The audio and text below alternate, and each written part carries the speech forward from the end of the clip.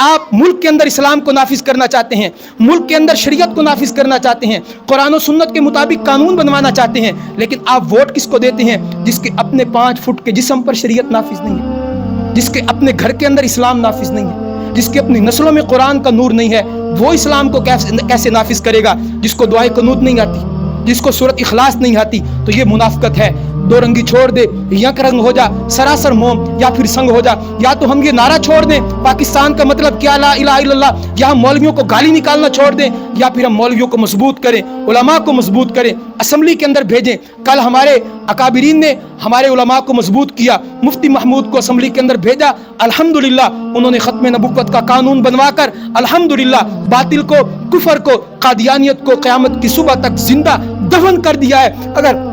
آج ہم اپنے اکابرین کو مضبوط کریں گے، انشاءاللہ جتنے بھی فتنے ہمارے ملک کے اندر ہیں وہ اسلام کے نام پر ہیں، قومیت کے نام پر ہیں، مذہب کے نام پر ہیں، لسانیت کے نام پر ہیں، صوبائیت کے نام پر ہیں، انشاءاللہ وہ فتنے ختم ہو جائیں گے۔